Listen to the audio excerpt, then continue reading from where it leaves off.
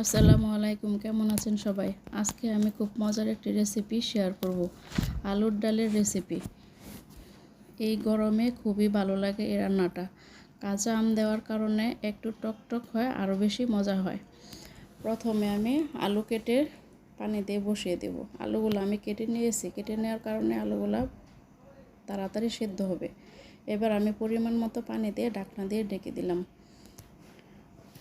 আলুগুলো সেদ্ধ করে এবার সবগুলো আলু ছিলে নিয়ে গরম থাকা অবস্থায় ভালো করে ম্যাশ করে নেব। একদম মিহি করে নিতে হবে। যদি হাতে গরম লাগে তাহলে যে কোনো একটা গ্লাসের সাহায্যে আপনারা ম্যাশ করে নিতে পারেন।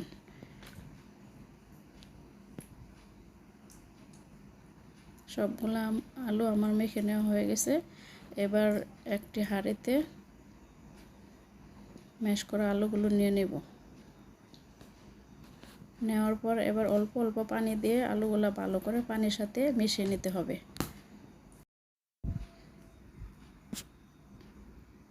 পানির সাথে মিশিয়ে নেওয়ার পর পরিমাণ মতো পানি দিয়ে দিব।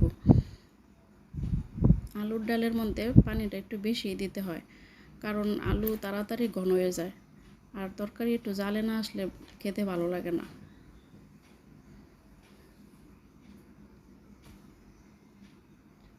পানি দেওয়ার পর দিয়ে দিব 1 টেবিল চামচ লবণ, দিয়ে দিলাম 1 টেবিল চামচ হলুদের ফাঁকি, 2টা টমেটো কুচি আর কয়েকটা কাঁচামরিচ দিয়ে রান্নাটা বসিয়ে দেব। আমি আর কোনো মশলা ব্যবহার করব না। এবার 10 মিনিট রান্না করার পর এবার দিয়ে দেব কাঁচা আম। আমটা আমি বেশি দিই না, কারণ টক বেশি হলে ভালো লাগে না। তারপর আরও 10 মিনিটের মতো আমি ডালটা রান্না করেছি। এবার একটি প্যান নিয়েছি, প্যানের মধ্যে তেল দিয়ে দিচ্ছি। তেল দেওয়ার পর 5টা শুকনো মরিচ দিয়ে টেলে নিলাম। তারপর তেলের মধ্যে দিয়ে দিলাম কিছুটা পেঁয়াজ কুচি, রসুন কুচি দিয়ে বাদামি কালার করে ভেজে নেব।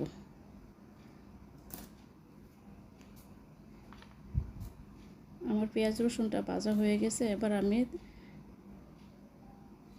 তেলের মধ্যে ডালটা ঢেলে দেব। ডালটা ঢেলে দেওয়ার পর আরও 5-6 মিনিট রান্না করব।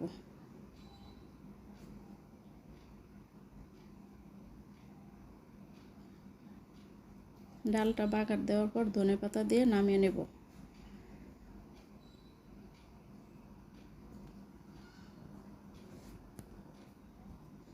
হয়ে গেছে আমার আলুর ডাল রান্না। এই রান্নাটা অসম্ভব মজার হয়েছিল। আশা করি আপনাদের সবার কাছে ভালো লাগবে। যদি ভালো লাগে সবাই আমার পাশে থাকবেন। ভালো থাকবেন, সুস্থ থাকবেন। আল্লাহ হাফেজ।